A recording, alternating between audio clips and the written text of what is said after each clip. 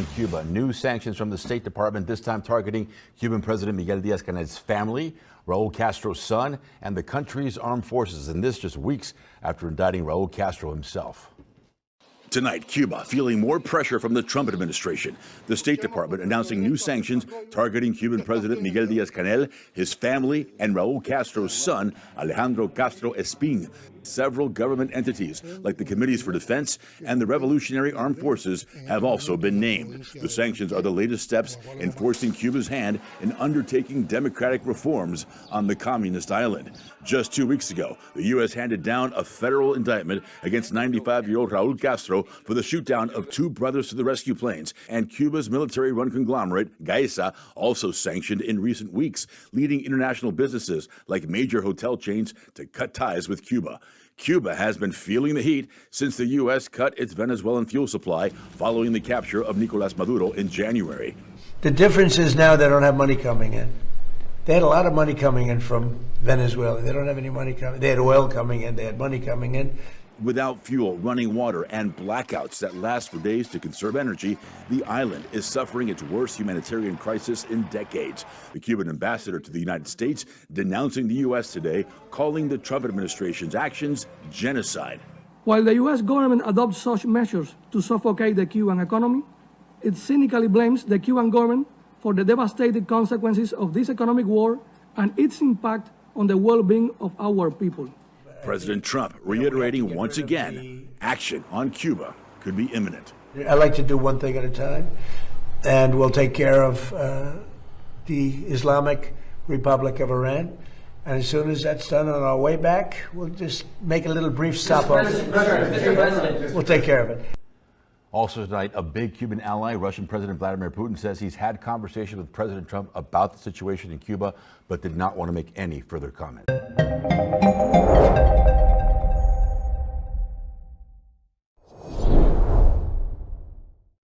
Meanwhile, Prime Minister Dr. Andrew Holness revealed that party residents will be relocated. He was speaking at the NHD Malvern Housing Development handing over ceremony today.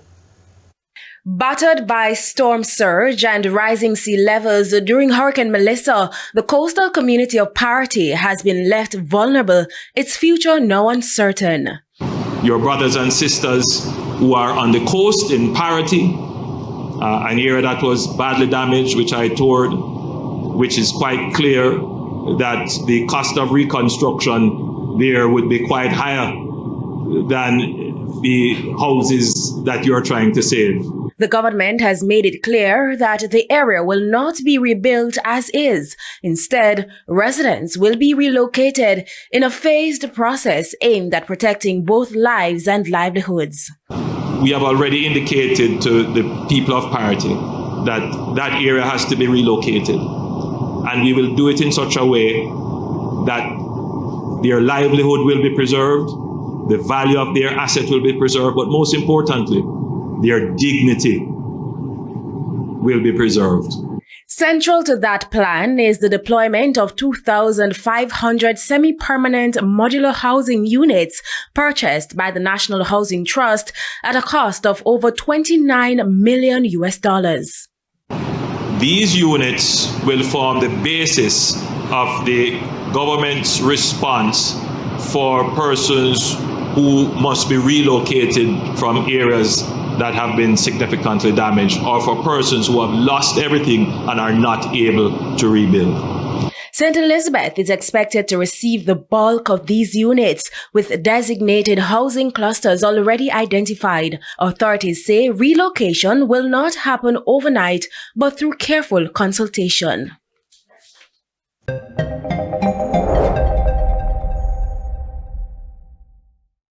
The engine which drives the new National Party NMP has been adjusted, with new members replacing those who have served the political party over the last election cycles. During the NMP's convention on Sunday, a new chairman and general secretary were elected as some of the major changes, while the party shifts gears towards election mode. Adrian Thomas was elected chairman, with Gregory Bowen as deputy, while Emmeline Pierre was re-elected as the political leader and Nolan Cox as deputy. The vibrance of youth was also seen through the new General Secretary Delon Charles and his assistant, Kate Lewis. This shift confirms the departure of the longest-serving executive member, Dr. Keith Mitchell, as party chairman, as well as Roland Bola, who served as General Secretary for over a decade. According to the incoming chairman, Adrian Joseph, the current administration's record has been blemished by unkept promises, which he described as a social media performance. Brothers and sisters, when the music stops, you cannot dance your way to address the cost of living. You cannot dance your way to a paid hospital bill. And you cannot dance your way to a young person's first job. So while our friend dance, the country is in turmoil. Focusing on economics, as each candidate covered various sectors, Joseph believes that Grenada is suffering from political indigestion with too many big promises that are unfulfilled. The stomach of this nation is bloated with mismanagement. Kind of makes sense, right? Because our Prime Minister seems to have earned a doctorate in mismanagement. Brothers and sisters, every good Grenadian grandmother knows what comes next. When the system is blocked up, the system needs a washout. While the party chairman elaborated on the need to return Grenada to a healthy political directorate, political leader Emmeline Pierre expounded on the NMP's goal of better for everybody as they head toward the next general elections. We may not be a perfect group, but near and far I can say to us tonight very clearly, we will complete every single promise that we make to the people of Grenada, Carriacou, and Petite Martinique. Pierre noted that tax and financial relief, while stimulating the economy for the better for all mantra, will be prioritized once elected to government. So tonight I say we will make major investments in agriculture, tourism and manufacturing to boost the economy and put money in the pockets of men and women on the ground. I promise you tonight that we will be shutting down reckless borrowing and reckless spending, bloated travel, brothers and sisters, runaway deficits, and serious allegations of corruption will not be a thing of the new National Party government. The election engine of NMP's build-up and transformation was personified with the launch of an app for the new National Party. I am Gerard Joseph reporting.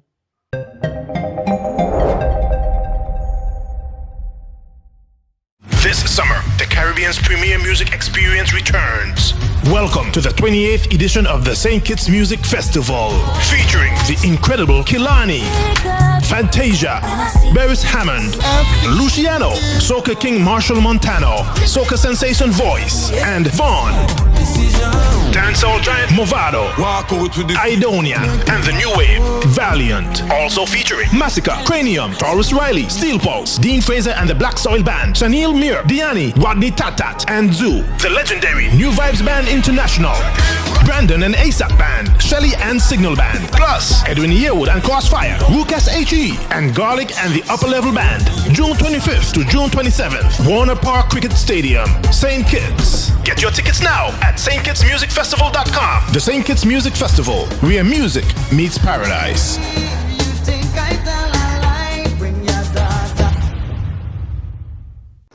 A new day begins. The sun rises over St. Martin, bringing new energy, new possibilities. This island was built on resilience, progress, and the strength of its people. Our connection is what moves us forward. It links our communities, our businesses, our families. From the heart of the island to the shores beyond, we've connected St. Martin. From every street to every home, this network was built for St. Martin by St. Martin hands. Connection isn't just about signals, it's about people. This is your island and your network recharged. Proudly local, we're here for today, tomorrow, and every milestone ahead.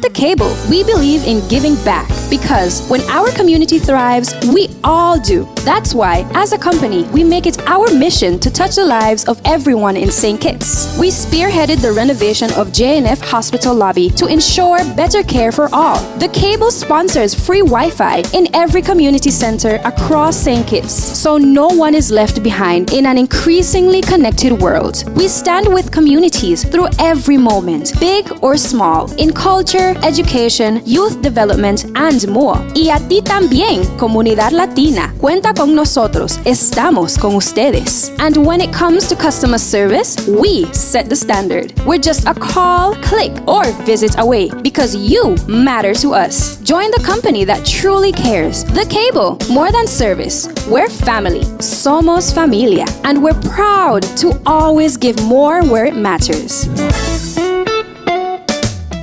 Lace your sneakers, grab a friend, and get ready for Praise Fest 2026, the Federation's premier gospel concert, in collaboration with St. Kitts Music Festival. Join us on the Antioch Baptist Church grounds as we praise with Tehillah Gospel Band, Unique Touch Christian Center Praise, Brent Hoyt, Positive, and Chevel Franklin.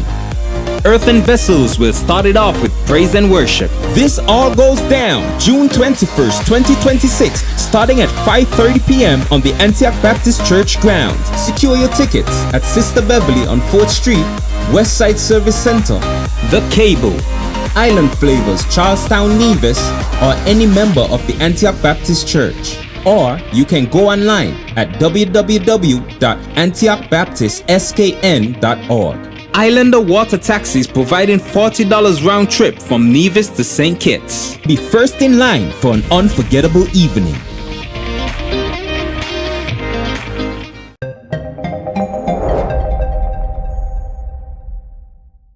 Chairman of the BVI Chamber of Commerce, Sinclair Fleming, says concerns about armed robberies are being discussed within the territory's business community, with some owners questioning how the incidents could affect investment decisions and the safety of their employees. Speaking on Talking Points on Monday, Fleming was asked whether he's hearing from business owners that armed robberies have become a major concern. According to Fleming, the incidents are creating uncertainty for some business operators who are trying to plan for the future. The issue is the businesses are very, I don't want to use the word scared, but they're very concerned about how to operate, how much more to invest if they want to stay in that type of business, or if they're taking on too much risk. You know, some of these things are family businesses. Sure. You have your daughter working inside the business, it's 8 o'clock in the night, you're working for safety. She's safe, right? So, so even your employees is I was telling someone before we were discussing it, they always think about the value of the goods taken. But what I tell them is, as a person that's been armed robbed before and my place being armed robbed in the past, one of your biggest problems is being able to retain staff. Like even now your staff are scarce, so now you have to provide extra security, or you yourself have to be the security. You have to make sure everyone feels comfortable, which means your life is kind of on pause. Correct. You have to be there, you have to stop, you have to do everything, you have to make sure, or you have to replace the staff that's there, but then the person's coming in have a concern as well. And the problem that we're having now is these things used to happen in certain communities around the BVI. Now they're happening seemingly anywhere. Right? They're seemingly happening anywhere, and it seems to be on the rise. Fleming said the situation should not be viewed in a vacuum, emphasizing that even a limited number of incidents can have a disproportionate impact on business confidence. The chamber chairman made the comments during a broader discussion on business leadership, private sector growth, and the future of commerce in the Virgin Islands. Britannia Whittle, 284 News.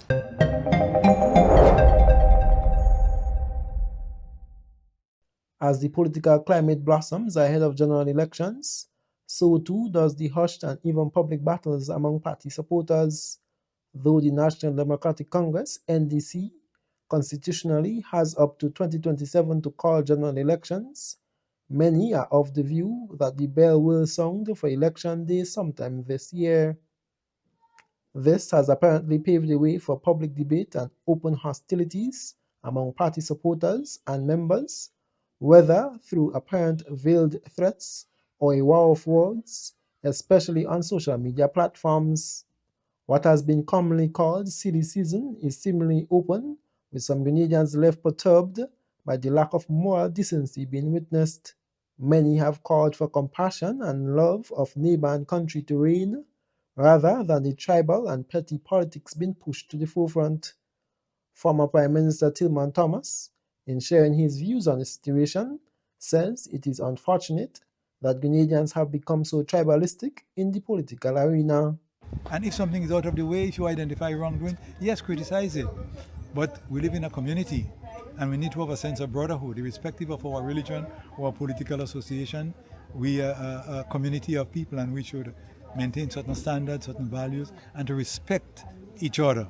We should put aside all this hatred and hostility about because I'm NDC and you are NNP, you wouldn't talk to me, you wouldn't want to associate with me. We have to rise above these things.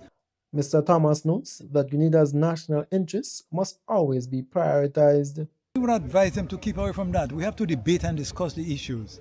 We should not be enemies, because at the end of the day, we all want to see good for Grenada. So we could disagree on issues, but at the same time remain Grenadians and to embrace and endorse what is good for Grenada. He believes that positive actions should be praised and constructive criticism given when needed. We, as Grenadians, notwithstanding our political allegiance, we should face the facts and the truth, and to accept that the National Democratic Congress under Dick Mitchell has brought stability, has brought togetherness in the country. It's only the political bickering on the extremes of the political parties. But the average Grenadian will tell you that in the last 3.5 or 4 years, Grenada has benefited substantially under the governance of Dick Mitchell and his team. While neutral parties and public figures have called for peace among party supporters during this election cycle, many are also calling for political leaders to set the example and steer their political supporters off the tribal politics track. I am Gerald Joseph reporting.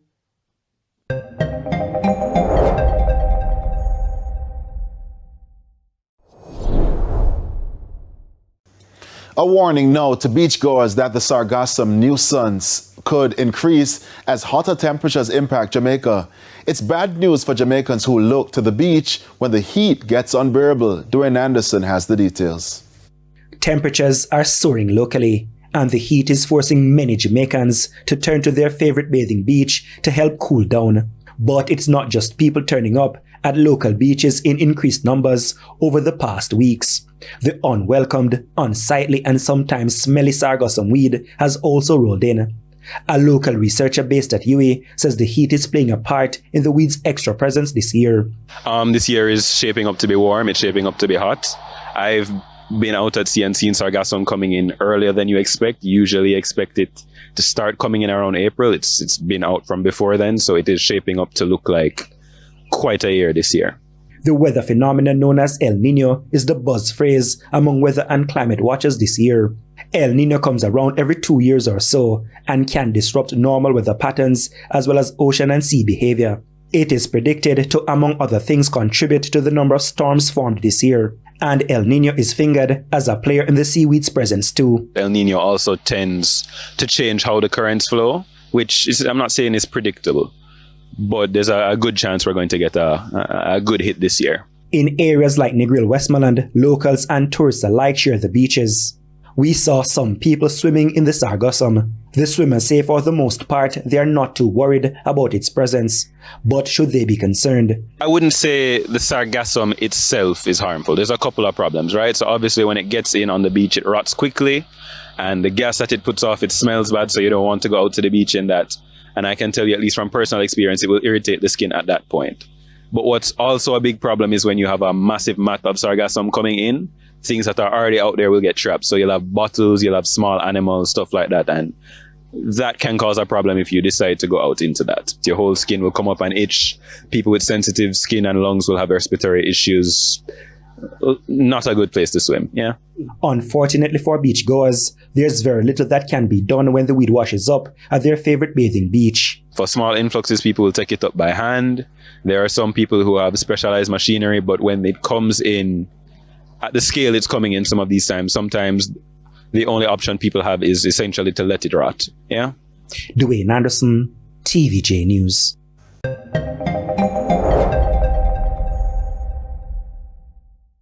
This summer, the Caribbean's premier music experience returns. Welcome to the 28th edition of the St. Kitts Music Festival, featuring the incredible Kilani, Fantasia, Beres Hammond, Luciano, Soca King Marshall Montano, Soca Sensation Voice, and Vaughn. Dancehall giant Movado, Idonia, and the new wave, Valiant. Also featuring Massacre, Cranium, Taurus Riley, Steel Pulse, Dean Fraser and the Black Soil Band, Shanil Mir, Diani, Rodney Tatat, and Zoo. The legendary New Vibes Band International, Brandon and ASAP Band, Shelly and Signal Band, plus Edwin Yearwood and Crossfire, Lucas HE, and Garlic and the Upper Level Band. June 25th to June 27th, Warner Park Cricket Stadium, St. Kitts. Get your tickets now at stkitsmusicfestival.com. The St. Kitts Music Festival, where music meets paradise.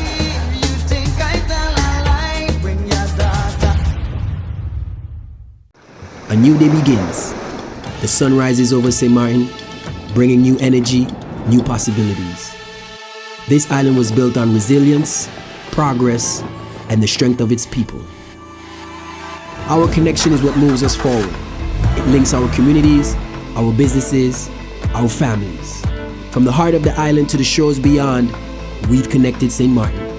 From every street to every home, this network was built for St. Martin by St. Martin hands. Connection isn't just about signals, it's about people. This is your island and your network recharged. Proudly local, we're here for today, tomorrow, and every milestone ahead.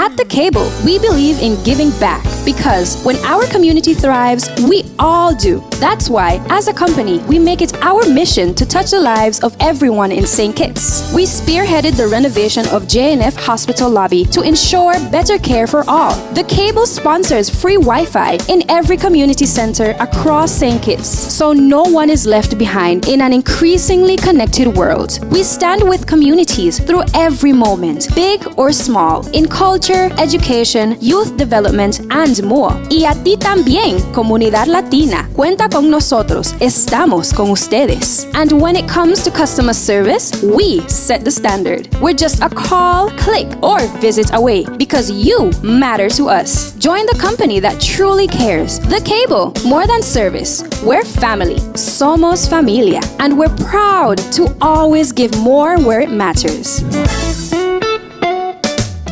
Lace your sneakers, grab a friend, and get ready for Praise Fest 2026, the Federation's premier gospel concert, in collaboration with St. Kitts Music Festival. Join us on the Antioch Baptist Church grounds as we praise with Tehillah Gospel Band, Unique Touch Christian Center Praise, Brent Hoyt, Positive, and Chevel Franklin. Earthen Vessels will start it off with praise and worship. This all goes down June 21st, 2026, starting at 5:30 p.m. on the Antioch Baptist Church grounds. Secure your tickets at Sister Beverly on 4th Street, Westside Service Center. The Cable, Island Flavors, Charlestown Nevis, or any member of the Antioch Baptist Church. Or you can go online at www.antiochbaptistskn.org. Islander Water Taxis providing $40 round trip from Nevis to St. Kitts. Be first in line for an unforgettable evening.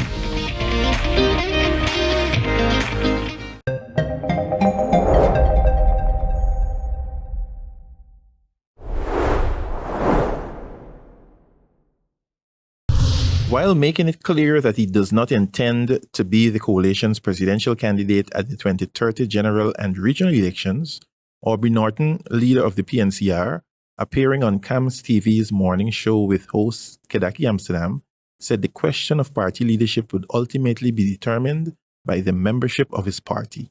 I will continue to be leader of the party, but that by the next election in 2030, I'm going to be 73, and I don't see myself running in that election. He indicated that he remains committed to guiding the party through what he described as a rebuilding and consolidation phase. The former opposition leader said he believes the PNCR needs a steady hand, while a new generation of leaders are being guided and prepared for national leadership. Norton rejected the notion that the recent defections from the opposition reflected a collapse of either the PNCR or the APNU coalition, a reality pundit said he does not want to admit. However, he argued instead that many of those leaving were attracted by access to state resources under the governing PPPC administration rather than ideological conviction. Focusing his attention on those who left the party, Norton described them as persons who were basically newcomers during the coalition's time in government and lamented the fact that they were not deeply rooted in the party's philosophy or history. However, it must be noted that there are persons who defected who came through the party ranks and were in leadership positions or were seen as future leaders of the PNCR. Norton also used the opportunity to defend his leadership against critics who is calling for his removal, reminding that he won the PNCR leadership in a competitive internal election and insisted that any future change in leadership should be determined democratically by party members rather than external pressure campaigns. Addressing the issue of succession, Norton said he has not endorsed any individual to replace him, but is focused on creating opportunities for younger leaders to emerge and develop. He argued that Guyana needs a leadership team capable of connecting with younger voters and said one of his priorities is to build a broad-based group of future leaders rather than concentrate authority in a single individual. Meanwhile, addressing future coalition talks, Norton said discussions with other opposition groups must be based on shared principles and a commitment to improving the lives of Guyanese, rather than personal or political expediency. Marvin Cato reporting for HGP Nightly News.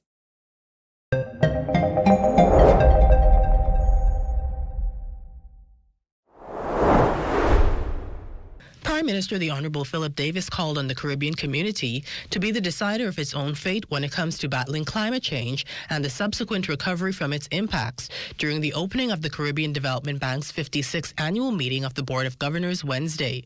The nation's leader emphasized that surviving a storm is not the same as changing the conditions that give rise to it. He noted that while the region has shown its ability to endure crisis after crisis, true progress requires more than resilience. It demands the courage to transform outdated systems and build a stronger, more sustainable future. A region that learns only to survive will be asked to survive again and again and again until survival is the only thing it knows how to do. And I say we, without exception, because the Bahamas lives with the same reality. The Prime Minister says the time has come for the region to build its own solutions, arguing that the global financial architecture was never designed with small island developing states in mind. He says that Afrexim Bank has committed billions of dollars to the Caribbean and is now supporting efforts to establish a Caribbean Exim Bank, a move he says could transform the region's access to capital and trade financing. Simply put, he says the region must invest in itself. We must no longer accept that a credit rating built for a continent that should decide the fate of an archipelago. We must create tools of our own, regional guarantees, blended finance, mechanisms that reward our resilience instead of punishing our geography. Also addressing the forum was Chairman of the Board of Governors of the CDB, Minister of Finance, the Honourable Michael Alcides, who says with nations facing economic volatility, climate emergencies and widening inequality, the region must determine its response. The future demands strategy, the future demands transformation, the future demands bold leadership and collective action. While the impact of climate change is increasingly evident, CDB President Daniel Best says the region also faces geopolitical shocks and technological disruption. Our strength lies in our shared history. Our opportunity lies in our common challenges, and our success will be determined by how boldly we embrace regional collaboration and partnership.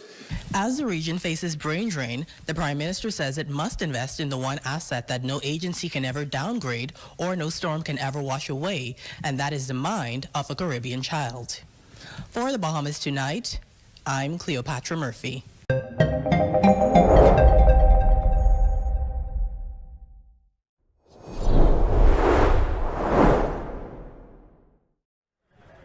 Celebrations erupted in Haiti on Tuesday as footballer Wodunski Pierre finally left for the United States after receiving a visa to join the national team ahead of the World Cup. The only squad member still in Haiti, Pierre was cheered by supporters, family and airport workers in Port-au-Prince who hailed his journey as a moment of pride for the nation. Seeing a young player come through the national championships and reach the World Cup makes me incredibly proud. A lot of efforts has gone into helping him get there. He would have been frustrated if he couldn't play. That would have been painful memory to look back on. He's a young man who is developing well, and that is why I was concerned. He should have been able to go much earlier. The young midfielder's journey is especially inspiring because he comes from Cité Soleil, a community long plagued by poverty and gang violence. Haiti has qualified for the World Cup for only the second time and will face Scotland, Brazil and Morocco in the group stage after 2 warm-up matches.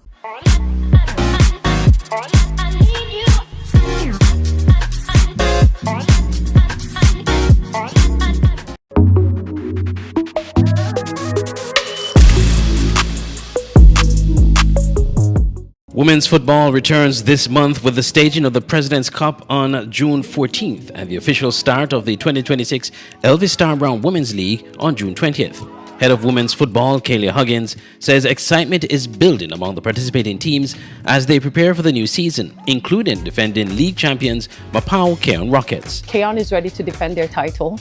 That's one. And I know OR is not going to back down because I'm sure the females are coming out to see if they can do something or similar to what the males did. You know, OR is on a rampage right now trying to capture all titles, but I'm thinking that Keon might just come out. And not just might, they're ready to come out and defend this title. So I'm looking forward to the hype around the President's Cup. As it relates to the league itself, again, it's the same hype. The females are ready to come on out and do their best and just play their hearts out so that they can win or just, you know, keep the title. So that is the plan and that is the objective or the anticipation as it relates to the upcoming league. Huggins is also encouraging football fans to come out and support the women's game at the National Bank Group Technical Center, where all the matches this season will be played.